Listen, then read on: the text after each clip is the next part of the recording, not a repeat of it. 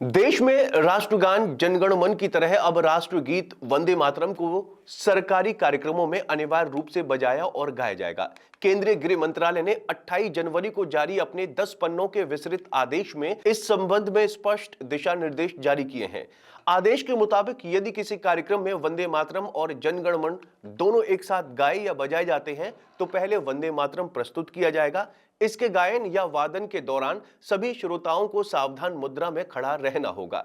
मंत्रालय ने वंदे मातरम के 6 अंतरों वाले लगभग 3 मिनट 10 सेकंड की अवधि के आधिकारिक संस्करण को कई अवसरों पर अनिवार्य किया है। इनमें राष्ट्रीय ध्वज फहराने के मौके, सरकारी कार्यक्रमों में राष्ट्रपति के आगमन और प्रस्थान, उनके राष्ट्र के नाम संबोधन से ठीक पहले और बाद का समय, साथ ही राज्यपाल या उपराज्यपाल के आगमन और भाषण से पहले और बाद के अवसर शामिल हैं। नागरिक अलंकरण समारोह, औपचारिक राज्य समारोह और अन्य सरकारी आयोजनों में भी राष्ट्रगीत का वादन अनिवार्य किया गया है।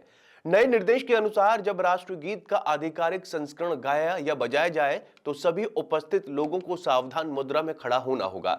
हालांकि यदि किसी समाचार, फिल्म या डॉक्यूमेंट्री के दौरान वंदे मातरम किसी दृश्य के हिस्से के रूप में बजाया जाता है तो दर्शकों से खड़े होने की अपेक्षा नहीं की जाएगी, क्योंकि ऐसा करने से प्रदर्शन बाधित हो सकता है और अव्यवस्था की स्थिति उत्पन्न हो सकती है। अब तक वंदे मातरम के गायन को लेकर कोई स्पष्ट आधिकारिक प्रोटोकॉल निर्धारित नहीं था, जबकि जनगण मन के लिए समय, धुन और प्रस्तुति को लेकर स्पष्ट नियम पहले से लागू थे। विस्तारित 6 अंतरों वाला संस्करण भी अब तक औपचारिक कार्यक्रमों में सामान्य रूप से नहीं गाया जाता था, लेकिन नए आदेश के बाद इसे औपचारिक मान्यता और संरचित प्रोटोकॉल मिल गया है।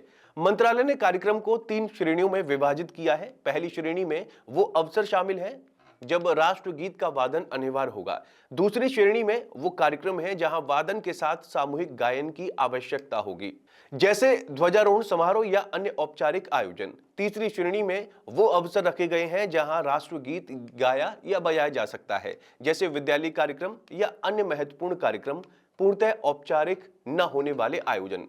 नई व्यवस्था के तहत यदि राष्ट्रगीत बैंड द्वारा बजाया जाएगा तो उससे पहले श्रोताओं को संकेत देने के लिए ड्रम रोल किया जाएगा।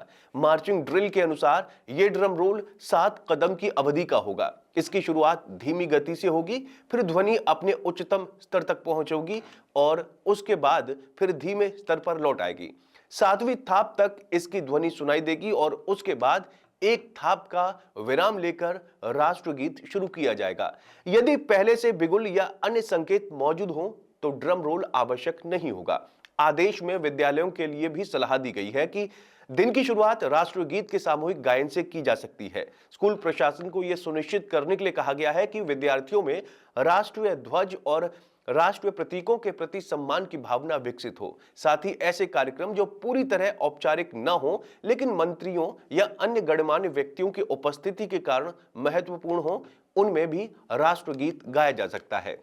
ये निर्देश हिंदी और अंग्रेजी दोनों भाषाओं में सभी राज्यों, केंद्र शासित प्रदेशों, मंत्रालयों और संवैधानिक निकायों को भेजा गया है। उल्लेखनीय है कि वंदे मातरम की 150वीं वर्षगांठ के अवसर पर यह नई व्यवस्था लागू की गई है, जिससे राष्ट्रगीत को भी औपचारिक कार्यक्रमों में स्पष्ट और निर्धारित स्थान मिल सके।